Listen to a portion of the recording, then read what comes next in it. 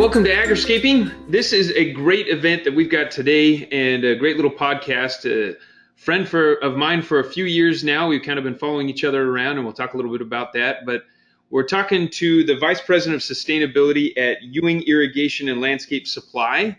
This is Warren Gorowitz. And is that how you say your name? It is. You did it all correctly. Pretty cool, and I always love that it sounds like I'm saying grow, which is exactly what we love to do in this world and industry is grow stuff. We certainly do. So how did we first meet? I'm wanting to remember, and I think it might be relevant to exactly what we're talking about today. It is relevant. So we first met back in 2015 when I decided to go back to school after a 20-year absence and get a degree in sustainability. I wanted to learn more about sustainability, which is about what I do at Ewing, really about what our industry does, which we'll talk about that too. And so during our class, I went to Arizona State University. They have it's called the Executive Masters of Sustainability Leadership, and it's a hybrid class, so mostly online. But the beginning of the class, we spend a week in Phoenix on campus, and we get a chance to meet as a cohort. And one of the things that we got to do that first week of school for me was go to a really cool place called Seed Spot, which is a sustainability / technology, I guess, incubator in downtown Phoenix. And that's where we met there because we got to listen to several folks, including yourself, that were making pitches around some things they were trying to do to help their business around sustainability. And it seemed like, again, it was very much technology driven, apps and other things like that. Yeah, and that was a great time I had there. I met so many wonderful and amazing people, a lot of which I still have relationships with today. And so with this, ASU, the School of Sustainability, we get interns from them every semester now. And it all started really from that little hub and that whole space. And so, and we have kind of a list. Well, we'll get more people calling us. We're not even asking ASU for interns anymore. They just keep sending them to us, which is neat. Yeah, it's neat with the way our industry is as it is and so small. And what intrigued me is that, here I am going to an event and somebody's talking about landscaping, but a different way to do landscaping. And so I'm like, wait a minute, I need to talk to Justin and figure out what he's doing. And yeah, that was the beginning of some great friendships and an opportunity to figure out how to change and revolutionize the landscape industry as we know it. Yeah, there's been some great alignments. You heard it here. Yeah, there we go. We got to get to sustainability on a whole is obviously a very big topic. There's so many different facets of it. Mm-hmm. And I think, what we can talk about today is kind of what's going on in the industry when it comes to sustainability and some of the, what's the why behind some of this? What's the shift? What's going to be some of the demands you think that are coming here in the future? That for the majority of our listeners, we've got some professionals, obviously, that listen to our podcast, but also we have a lot of the public that are into trying to become more sustainable themselves on an individual level. But I'm curious what you've experienced out there in the world and what you see coming just when it comes to our landscapes and what's the response to, I guess, those factors. Well, I think sustainability is interesting because it is a word that's very often used these days. And there's so many different meanings, so many different definitions. And I think from my perspective and what we try to do here at Ewing is recognize the fact that it's really something that's bigger than just us. And, we have to think about the planet and then the limited amount of resources that are available. And from my perspective, we can't continue to use and abuse them. It's just not going to be sustainable. And so as an industry that works, what I like to say is we're the original green industry. We were green before green was the cool thing to be. And that's what we do every day. That's what our customers do every day. That's what the professionals in our industry do every day is they work outdoors. They connect people with the outdoors, with nature, which has so many significant amount of impacts. And, the why to that is if we don't do it, we're not going to have a healthy and healthy quality of life and a planet to live on. And so we have an opportunity to have an impact, a significant impact, a positive impact. At the same time, as an industry, we do have some negative impacts that we have to continue to figure out how to put in check, and we can talk about those as well, especially as it relates to how the water that we use and how much water we use and how much we waste and so forth. Well, it's interesting, even on the subject of water, how it ebbs and flows. Hmm. the subject. I mean, I know in California, if we were having the same conversation just a year ago, what would have been the conversation about water? What do we need to do with it and all that stuff, right? Yeah, I mean, everybody was focused so much on, and in fact, I was just on a Twitter chat today. We were talking about what the difference a year makes in around the drought in California, and exactly that. I mean, yeah, everybody was so focused on, well, how do we conserve it? How do we save it? How do we use it as efficiently as possible? Which is unfortunate because it takes something as severe as the drought that they saw, and they went the 5+ year drought in the West Coast, to make people change their habits and recognize the value of water. And in reality, as an industry, I think that's something that we just need to be practicing all the time. It just needs to become part of the norm, and it shouldn't take something as severe as a drought to force us to change our ways. But there's that whole idea, and it gets into a whole conversation about the value of water and how much people pay for water, and what that value is, and if it doesn't have a significant value, then people don't feel like there's any issue with wasting it. And that's something that as an industry we have to change those perceptions, and it's happening. Water prices are going up all over the country, West Coast especially, and so I think that is something that we are seeing change, and actually I advocate for higher and higher water prices. I know that as a consumer, that's probably not a good thing, but as a green industry, landscape industry professional, it's a fantastic thing because it places value on the resource that we use, and more importantly, it places value on the professionals in our industry to help use that resource as efficiently as possible. Yeah, and it's an interesting subject too, because whether you agree with it or not really isn't the issue as much as, like you were saying, how do we drive change, or how is change driven? It's like if it's externalities like a drought, it has to go for an extended period of time for people to actually wake up. But Mm-hmm. when things actually hit their pocketbook, then things shift fast and they are sustained in that shift. I mean, it's just Yep. like you look at the cars, it's like, where did the electric car come from? It came from high gas prices. That's what it came from. It came from Yep. extended periods of time where the gas price kept going up, and they always sell more electric cars, when the gas prices are higher than when gas prices are lower. More fuel efficient vehicles. That was kind of the same thing. It's like all of a sudden, I was used to driving around an 8 gallon per mile is what it felt more like, rather than 8 mile per gallon. An 8 gallon per mile kind of vehicle is what I kind of grew up around, Right. big old beast van from the 70s. And but then as the gas prices went up, and I'm having to spend $110 just to fill up my gas tank every week, that did not make any sense. And so I went and got a motorcycle that got 75 miles per gallon. And Right. that's what motivated my shift. It was the cost. It wasn't because I necessarily was looking at the environment or anything like that.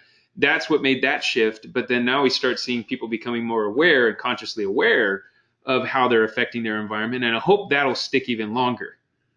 I mean, I hope. And I think it's going to. I mean, I was talking to one of my coworkers today. We were talking about the fact that I want to say, I don't remember if it was Paris. One of the countries basically is going to be outlawing um, fossil fuel and diesel vehicles by 2040, I think it was. And Yeah, I so saw that. it's coming.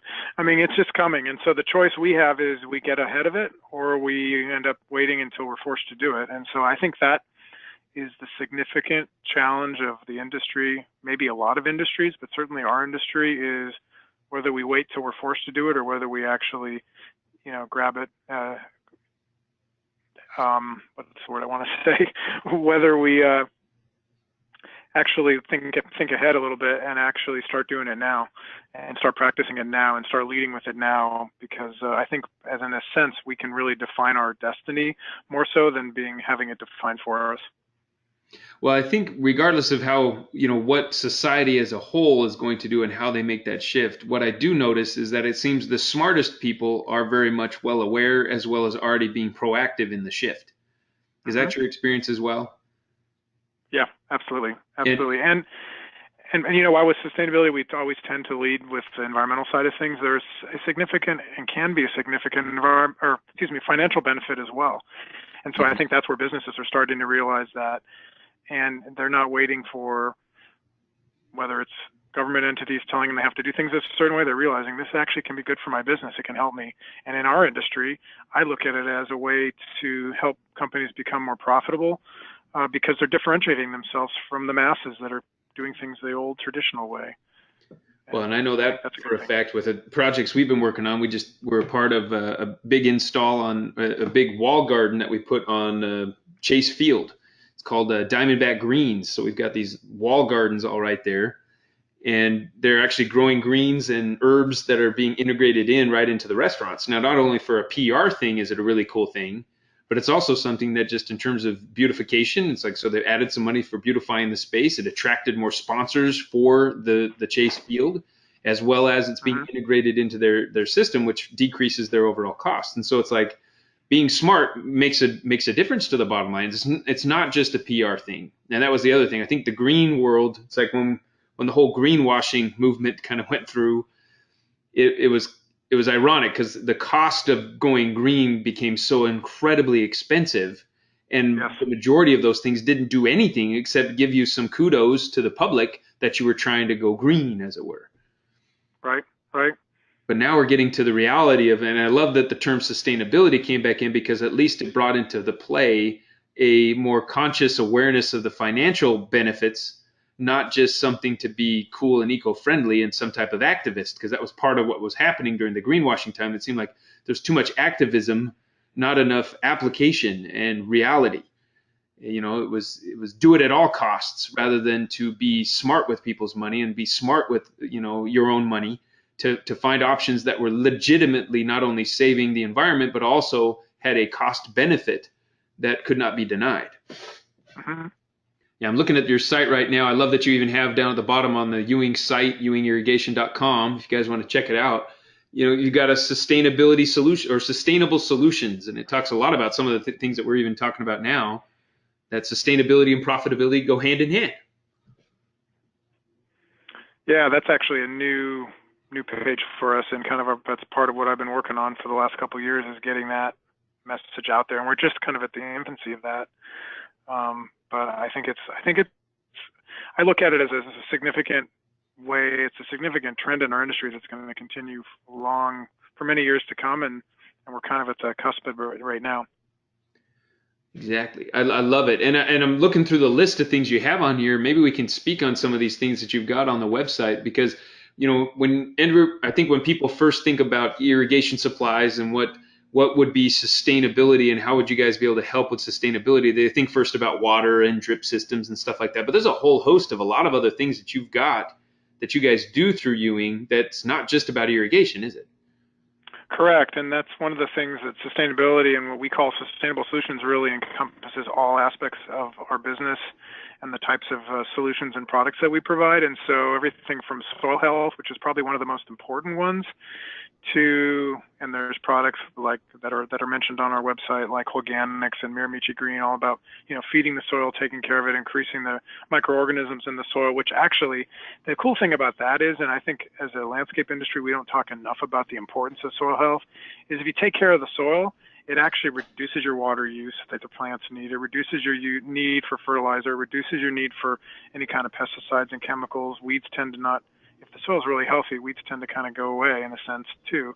And so, along with that, on the water management and control side, we have a whole host of products and irrigation kind of technology that is pretty cool. And then things that aren't even mentioned on the website yet on this particular page revolve around everything from LED lighting for outdoor lighting and bistro lights, landscape lights, to permeable pavers, to water harvesting.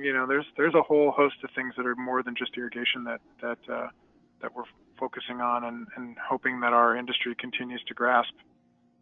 Well, I know it's been great for us, being in the industry and installing things.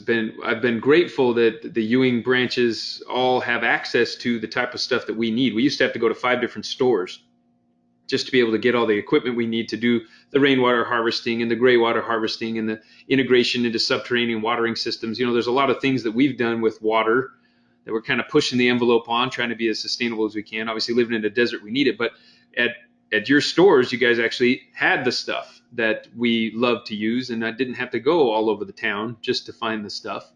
And then you continue to bring in new stuff. I mean, the Organics was a new one that you brought in.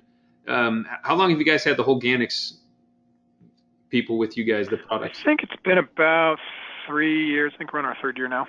Yeah, Second or third right. year. 'Cause I remembered seeing a fridge in there, and I was like, "You got an extra fridge? What's going on?" And exactly. It's not for soft drinks and beer. No, Although soft drink is a we find different that type of inside our beer. fridge sometimes. Yeah, Yeah, exactly. It's a special type of compost tea, a different kind of cocktail for the plants, and exactly for the soil, right? yeah, and for the soil. Yeah, exactly. And so yeah, it's something that as a company we were one of the pioneers in the distribution industry to have what's called an open warehouse. So a traditional wholesaler of the past, you walked in through the front door and you walked up to a counter and everything, the entire building was behind the counter, so the customer couldn't go behind the counter. Well, if you're like most people, when you go shopping, you like to see and touch things. And so we've kind of started that trend, and now it's pretty common in our industry. And so we try really hard to kind of be a one-stop shop. Now, we don't sell plants. We do sell turf grass in some markets, sod, but yeah, we try to be able to provide all the resources so you only have to go to one place. Yeah, I mean, we've seen even barbecues, so you can set up barbecues and stuff. The whole lighting systems that you guys have there as well, pond systems. Outdoor kitchens. I mean, it's Hmm. crazy. And when I started 23 years ago, if you had told me that we would be selling barbecues and kitchens, outdoor kitchens, I would have said, no, that's not irrigation. But that's how our industry's evolved. And that's, again, and that's such a great segue into what you're doing with agriscaping is the industry's evolving and there's new opportunities. And so the landscape contractor before that was just putting plants in and irrigation systems and maintaining now creates these outdoor living environments for their customers. And so it's so much more of a appealing and broad focus for which I think is pretty cool. Yeah, I think it's definitely continued to move in that direction, and I think even with I think it was France or it might have been just the city of Paris that put out that they were going to outlaw um, gas vehicles basically in 20 was it 2030 or 2040 something like that. I think it's like 2040, which is kind of far out there in Yeah, some respects. A lot can happen between now and 2040, but the fact that they're setting a goal in itself and putting it in broadcasting it to the world is pretty significant. well, and it's interesting too because we know that the trend continues to go towards more urbanism. You know, that Hmm. humanity as a whole is shifting more to urban environments, and with the greater urbanism, then there is a lot more. There's a higher density of people per capita, you know, per space, per acre kind of thing, and then a lot more mass transit stuff, which lends itself much easier to doing electric and other things like that because the infrastructure is there, the ease of moving those types of things, and then I mean, you go into New York or any of these large cities, you know, having a vehicle is almost a burden. You know, having Hmm. a any type of vehicle is a burden in those bigger cities.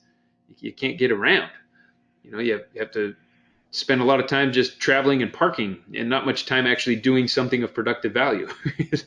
Right, and then the cost to park Yes.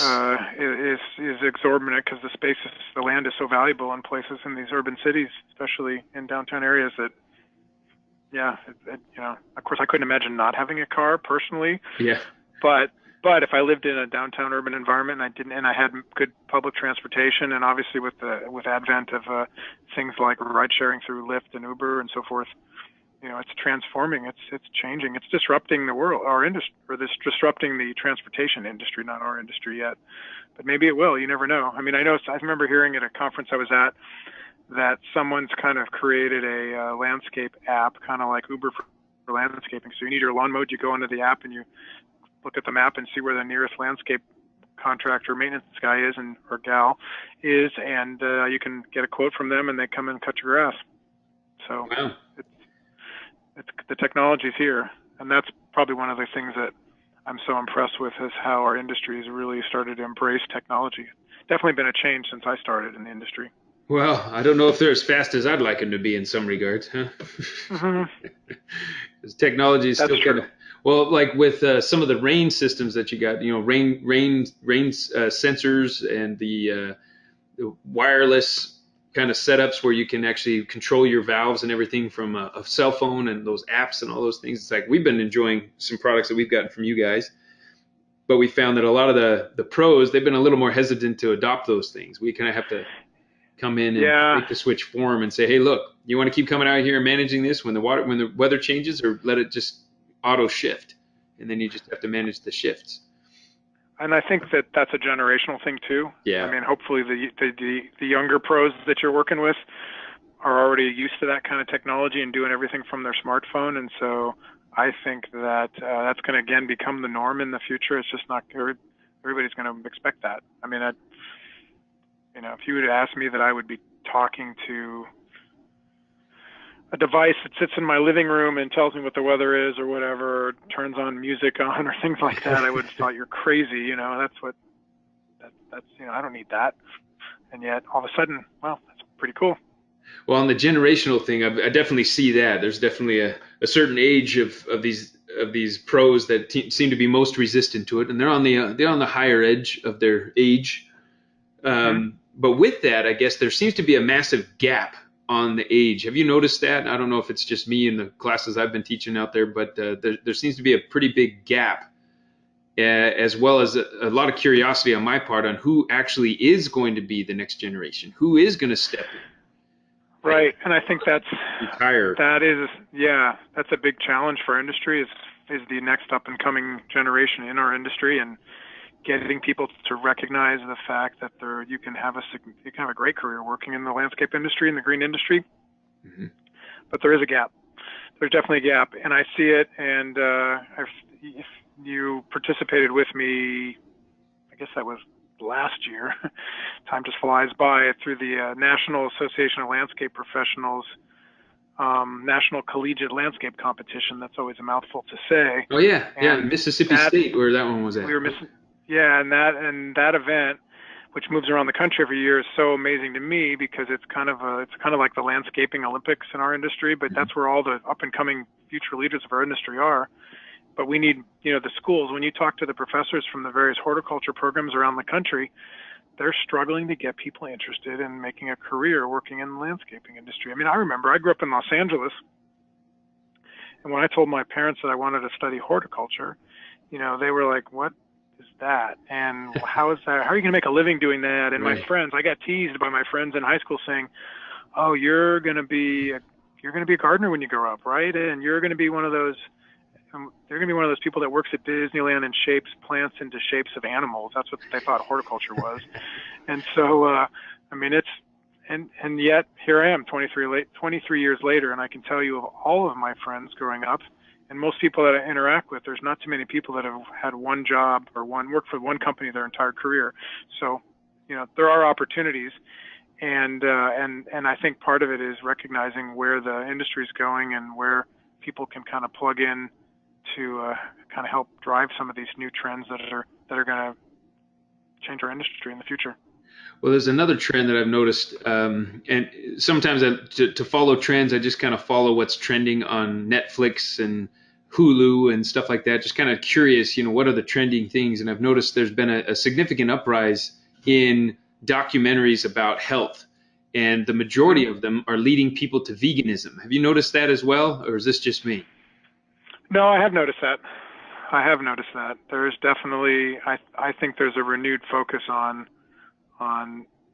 people taking back control of their health, I guess, and also being the ones that provide their own food. Yeah. Like which ties again right into agriscaping. Yeah, and it ties right into, I think, the sustainability. It's like people want more awareness of exactly where everything they get is, where it's coming from and why, and what's it doing to the world and what's it doing to nature and things like that. Because it's just an interesting shift. I always share this quote that you share in your presentations when I'm talking about kind of this whole urban agriculture movement, and the fact that what does local and fresh mean, and particularly the stat that you use here, I think that you used here in Arizona about being when you see something that says local or fresh in the supermarket, that could be as far away as 500 miles, and how fresh do you feel after you've driven 500 miles? So I think people want to have. That's what got me started in being interested in horticulture. It was growing my own vegetables with my next door neighbor in Los Angeles, in an urban part of LA, West Los Angeles.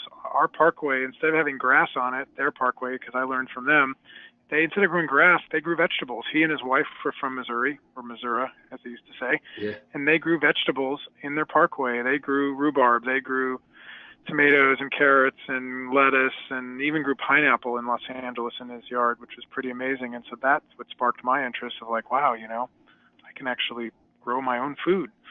So I never thought I'd return back to being so interested in that, but that's what kind of got me interested in the whole horticulture industry to begin with. Yeah, I think for a lot of us too that are in it, it's like I was told by my grandparents who were all farmers to not be in farming. Basically Hmm. they were happy to see me become an engineer, but nothing else. It's like that was about Right. it. And so I did all my schooling in engineering, only to end up coming back to farming. Through the world of landscaping and all this. It's just been interesting, and I hope that maybe this next generation coming in and those that are going to lead a lot of this are kind of in a similar boat. That a lot of misunderstandings by the generations before us. Hopefully those are starting to melt away, or at least the independence of those that wanted to be a part of it are coming back, Hmm. and able to then contribute from wherever the industry they've been in. Because that was another thing I noticed, is that the industry I was in for such a while, just dealing with real estate and executive coaching and just working businesses, I started realizing that there was just some major inefficiencies associated with landscaping and food production that really, for me, what started as a hobby business is now my mainstay. It's like I Hmm. never stopped growing stuff at home, but I certainly had to find new ways to do it. It wasn't any of the Right. ways that they taught in ag school, because according to that, I wouldn't be able to grow what I grow. And Especially here in the yeah, desert. especially here in the desert, especially with, the shrinkage of my landscape. It's like I didn't have acres, I got square feet. Right. And how do I water a square foot? Whereas, on the farm growing up with my grandpa, it's like, oh, it was all row farming and we're big old machines and using all that stuff. But I had to we had to find new ways to do it. We had to and be more efficient because water was expensive. All of it was potable water. It wasn't irrigated water. We had to use water that I would also brush my teeth with. And then, Yeah, and you bring up an interesting point, because I think that's going to be one of the significant shifts in our industry in the not so far future, is that we're not going to be able to drink, because we're still using potable water and drinking quality water to water our landscapes in most yeah, places. Some of the cities are starting to use non-potable water, and so I think that's going to be one of the shifts we're going to see, is we're going to have to use alternative sources for water, and that's rainwater harvesting, like you talked about earlier, hmm, and gray water, especially for residential, which I know you incorporate into your projects. yep. I think that's going to be a significant change for our industry.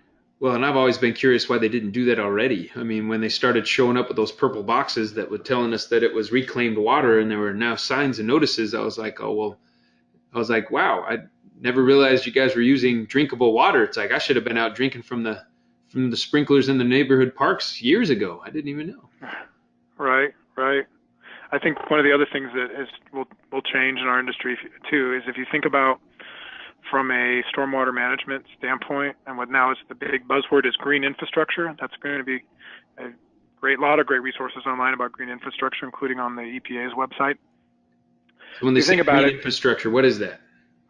well, if you think about the fact that in the past, the whole idea was to get water off your property as quick as possible. Hmm. And now this whole movement towards green infrastructure is actually keeping that stormwater, that water on site, and actually using it and actually storing it, whether that's recharging groundwater, whether that's using it to water your plants, whether that's storing it, even capturing it into tanks and things like that that you can use at a later date. And so the whole focus on low impact development, that's a part of green infrastructure, which you'll see some of that in urban areas, where the old ways of like, say you're in a parking lot and you have planter beds in there with trees and shrubs in them. In the past, there'd be a nice curb and the water would run around the curb and into the storm drain. Well, now that they cut holes, they cut notches into the curb, and the water actually runs right into the planter bed and actually has a benefit to it. It waters the plants at the same time and recharges the groundwater. And so I think that's something that's going to be another piece of our industry that is going to be popular. Well, and that's great news, I think, as well. I mean, just for everything, it just becoming more sane. I think, it was always kind of funny to me to go through LA and see how much effort and money and time they put into just thinking up that whole system of channels and Hmm. stuff to get the water gone. Let's send it away. And yet then they have all these drought issues and stuff like that. It's like, I wonder what would have happened if they started shifting it in a different direction, actually trying to hold on to it and try to collect it and try to move it to a space where they can then reuse it, as opposed to always trying to just flush it back to the ocean. Right, right. And that, some of that could eliminate the need, not always, but could eliminate some of the need for building more large water storage facilities if they can use it, keep it on site. Well, it's a flash flood over there every time it actually gets a good downpour. Yeah, Yeah, and here too. And here too, yeah, as we experienced this week, we had some Oh my, crazy stuff going on here. yeah, and we don't have very well planned out drainage here, it seems, or it hadn't been in the older communities. I know where I live, everything just floods when we get these downpours, of course. Now, in your area, it's like, have you been able to tap into any of that or use it in any way? I haven't yet. I mean, as you know, I'm getting ready to start planning on redoing my landscape this fall and actually putting in agriscaping. Yay. And I can't wait. And I'm going to tap into it. I mean, my neighborhood that I live in, I have flood irrigation, which I didn't even know what that was when I came from Los Angeles here 4.5 years ago. And so it's pretty amazing how, because it was an agriculture community, it grew citrus, it was this old citrus groves in the neighborhood. And so I don't even have technically right now a working irrigation system. It's my flood irrigation and me out there with a hose from time to time.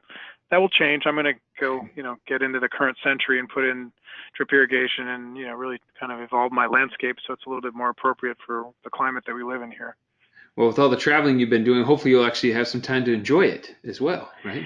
Yeah, and that's the other piece of it too, is wanting to be able to enjoy it, and that's kind of my therapy. Being outdoors is kind of so I do enjoy that. I don't enjoy pushing a lawnmower around right now when it's 100 degrees outside in the morning and the sun trying to get up before the sun's out.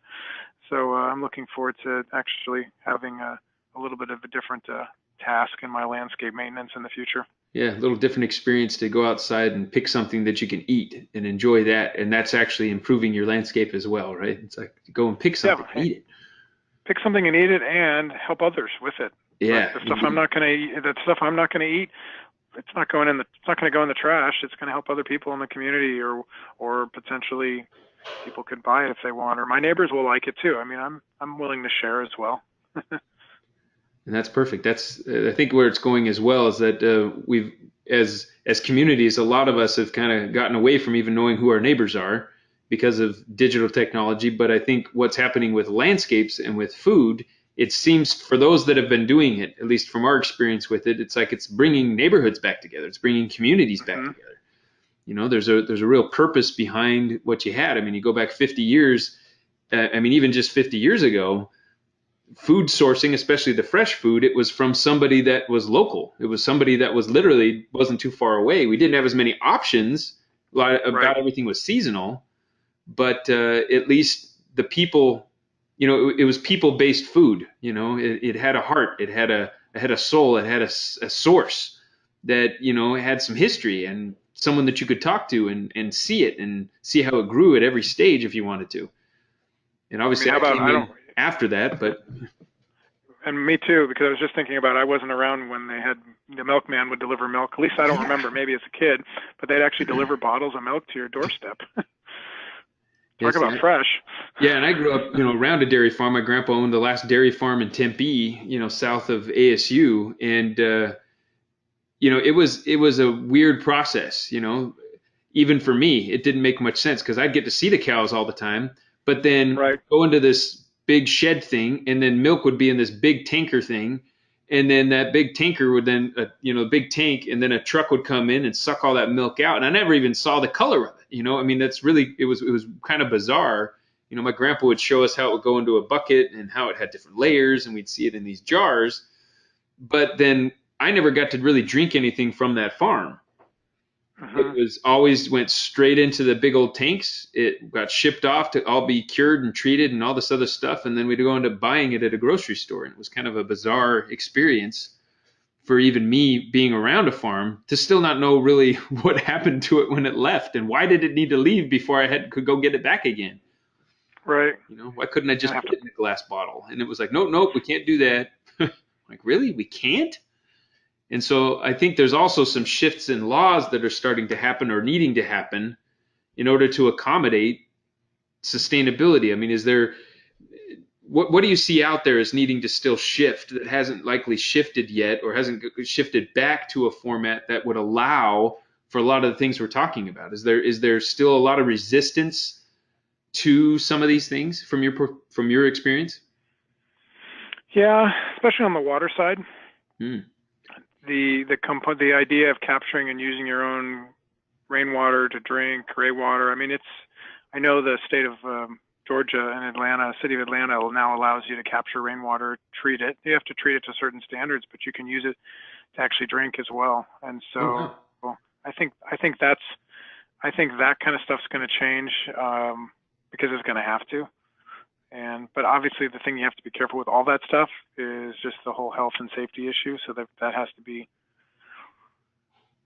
regulated is the wrong word probably, but that just has to be brought. That has to be thought about, and systems and processes have to be in place to protect the public from using even their own stuff that they capture.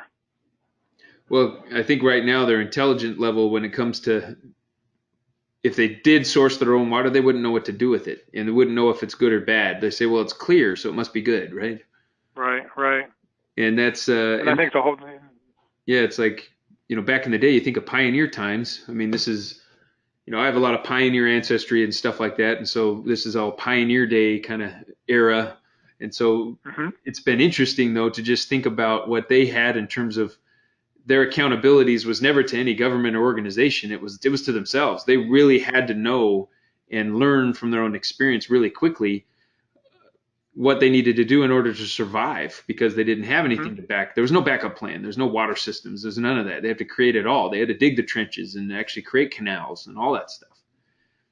And it's an interesting time we live in though now that we've been so disconnected from the source of our true health that we're now having to relearn so that we can be a little more responsible with those things and hmm and hopefully take charge ourselves. I mean, we hope that I think everybody would take charge on their own efforts to keep themselves healthy, but obviously not everybody Right, will.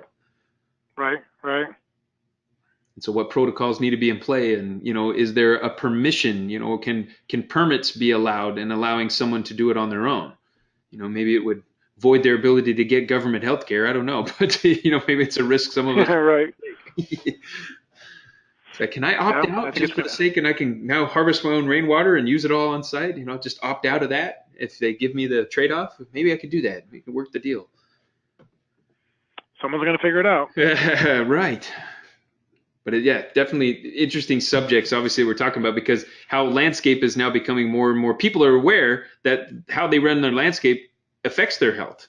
The chemicals they have their landscapers coming and work in their yards or at their places of business. That's been another thing I think has been a huge rise. I know there's a lot of there's a litigious society kind of out there that loves to go after even their company owners if they happen to have been using pesticides or bad chemicals that they're allergic to and causes them ill health. I've heard a lot of that kind of coming around lately. I mean, it's just an interesting time we live in. It is, and I think the neat part about the landscape business, I think what we're going to see is it being recognized for its functional value and the value that it provides, what they call ecosystem services. Hmm. And so I think that is something that is, I mean, it has a value. I mean, and so we don't talk about that very often, and quantifying it's still being worked on and figured out by people a lot smarter than I am. Now, But ecosystem services. I don't think I've ever heard that term before, but I like it. yeah, there's a whole. I can send you information on that. There's a couple great papers on ecosystem service benefits, and some people that are doing studies around that. But that's that landscape, whether it's on your backyard or in the commercial property you work in, all that has a value. Those trees, the plants, and the value of what it contributes to cleaning the air, to the health and well-being as far as how you feel when you're around it. All Hmm. that stuff is valuable, and we don't talk about that because it's been hard to quantify. So I think that's something think that will take our industry in a different direction in some respects too, because now it's not just something pretty to look at. It's more than that, whether it's providing you food or health and well-being because of the stress, de-stressing component of looking at green spaces is something that you're going to see more of, be talked about more. Well, I definitely have noticed an uprise in where our projects and our clients actually are coming from, and it seems to astonish a lot of the traditional landscapers these days on where we get a lot of our business, and that's from the health industry. and from just, conferences around health and holistic living and, around health, and that landscape is being brought up in subjects about health. And, we even have doctors prescribing agriscaping or prescribing a change in their landscape for the benefit of the family's health. And so it's, yeah, I mean, when I was back just working golf courses, I don't think I would have never dreamt that a doctor would ever cared much more than their golf shot on a landscape. But now they actually are caring about even that for the health of their own clientele, which I think is a beautiful shift. Yeah, there's that whole movement around LOHAS, the lifestyles of health and sustainability. That's that whole demographic focus on sustainable living, ecological initiatives, and I think there's a whole community out there that's looking for solutions. Wow, I got to get into one of those clubs. I haven't even. Oh, you've never heard of LOHAS? No, you got to go look up. Here I am working too much at the Redstone and not out there in the public, I guess, huh? That's all right. Hey, I'm glad I can provide some new information for you. I know I learn something new every day, so. So how was it? LOHAS stands for what again? Lifestyles of Health and Sustainability. Of health and sustainability. That's beautiful. Yeah, and they have like chapters all over the world, actually. If you look at it online, they've got a page on Facebook, and it's, yeah. Well, it sounds like a club I'd love to be a part of. So they've got one here in the Phoenix area as well? I suspect they do. I have not looked into clubs since I moved here to Arizona, but I suspect that they do. Although it's funny, you go look at their website and it says it's coming soon. Well, there's stuff on there. I mean, I know I've seen some stuff online. Well, those are the kind of interesting things we love our public to kind of see what's going on, that there really is a shift going on out there. And sustainability it has so many facets, but it's really about, it really does. It's coming home now. I mean, sustainability is coming home. And that's one of our best places, I think, to be implementing that. And then also we can start demanding that in even our places of work, and that it's a benefit. It's not just, hey, we're demanding it because we need it and, we're selfish people. No, it's a benefit to the business to make a shift from consumptive to productive, and have that eco-friendly environment. It's got a real bottom line for people now. Yeah, it definitely has a bottom line. Yeah, we've gotten a lot more commercial projects. There's a few more sustainable communities that have started to pop up. We've been now working on even subdivisions. The whole subdivisions are starting to integrate more edible landscaping into it, more drip irrigation, more, water harvesting and how we integrate those in. And then even creating a community CSA that's just part of their HOA fees. And we have to set it up. It's kind of weird going through this whole process, though, because with not just the rainwater and the channeling of the water, how we use those subterranean tanks, and can we pump the water back out of that and use it on certain things, or can we use it on our edible plants? Yes or no? Yes, but only on the ones that have wood. I mean, it's this whole interesting new dynamic hasn't been a discussion item in a landscape for quite some time, if at all. But now it's starting to become driven by the people who are buying these houses, because that's the other thing. It's like the people that want these houses are really keen on this kind of thing. They're like, wow, I can get food that's grown right here I have my own herb garden. Everyone gets their own maintained herb garden in their front yard. I mean, it's blowing their minds. Right. But this is cool stuff. But that's kind of where things are going. I mean, there's only a couple starting now, but we know that these developers are going to keep doing stuff like that. We have one developer that after doing, starting one with us, bought 3 more properties to do this exact same thing, just because his properties were getting pre-sales so much faster than he'd ever had before. And he's like, whoa, well, let's do another couple.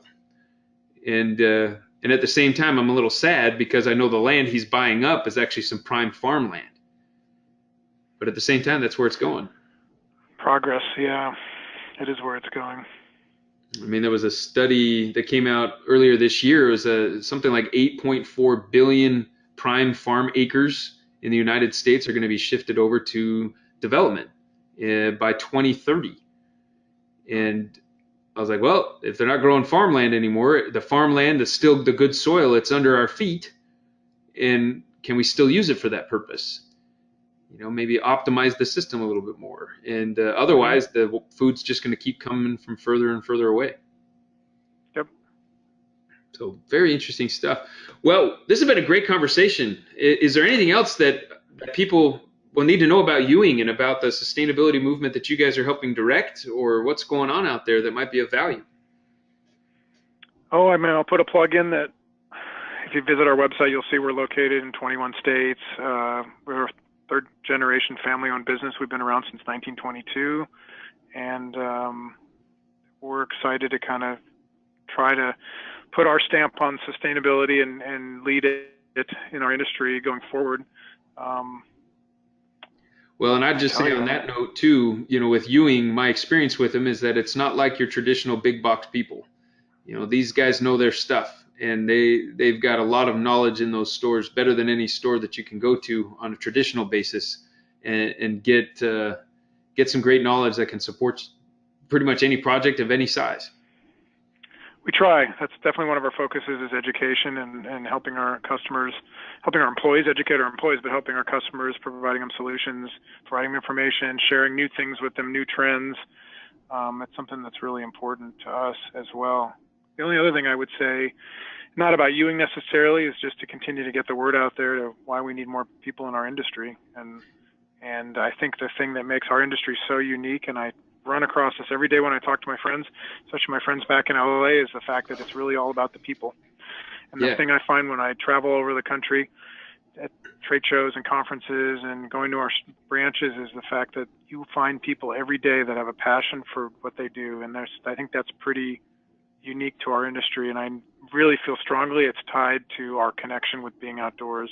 The whole study of biophilia, which is another area that's exploding in the connection of the nature and connecting nature with people.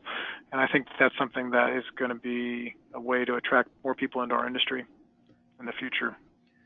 Well, I guess on that note, anybody that's felt drawn to the subject as we've been talking about this and stuff as well, I know that at the Ewing site, when you go to ewingirrigation.com, they do have education stuff that's on there if you're looking to get into the industry.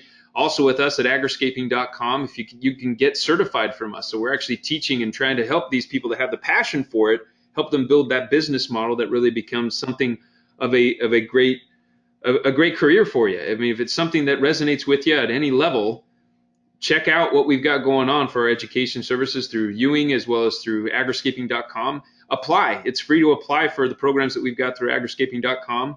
And if it resonates, guaranteed, we can help you build a model that can become profitable enough that you can have the life that you'd like to have, and probably even better than that, because that's what I've experienced from it myself, having been in a variety and running a variety of different businesses. My favorite one is the one I'm in, working the landscapes again. It's brought me back. I'm a kinder person. As I did a test with my wife years ago, I said, hey, when I come home from doing these different activities and these different businesses, which ones make me more attractive to you? What makes, where's my household work better when I come back from doing this, which job? And we whittled out the ones that I came back just a more angry, grumpy person, and we gravitated more towards the ones that always came back happier, and it was easier to work with. And that's what we do. That's all I do now, is just in this world of agriscaping and helping people build their businesses. That's great. And you're lucky you got to hang with it the entire time. Right.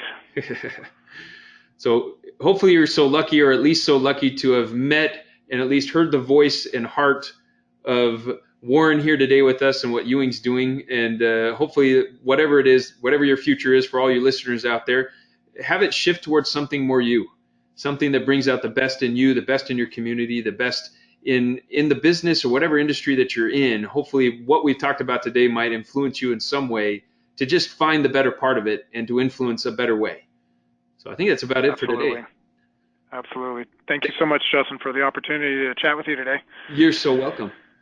We look forward to working with you again and probably bringing you on later on as things continue to develop in the industry. I think you're always a great go-to guy for us on industry shifts and changes, and also just the infrastructure of support that's available. Like you said, you've got 200 stores nationwide, and you got cities all over the place that can support these types of shifts. Thanks to you guys' supplies and equipment and all the knowledge that you guys have available to them. Thank you. You're welcome. Well, that's it for today. We look forward to having you on back again later, all you that are listening in, as well as looking to the inspiration that you might have if you feel that there's a great story out there that you've heard about with dealing with agriscaping, sustainability, I mean, this podcast is really to help showcase what's changing, what's shifting, and how we're growing together as a community with the shifts that are required of all of us to make our environments more sustainable, to make our homes more sustainable, and our health more sustainable, and our preferences through the landscape. So if you have those stories, make sure to let us know through our website at agriscaping.com, and we'll love to hear those stories, and maybe they or you might be a part of a podcast in the near future. Thanks again. Have a good night.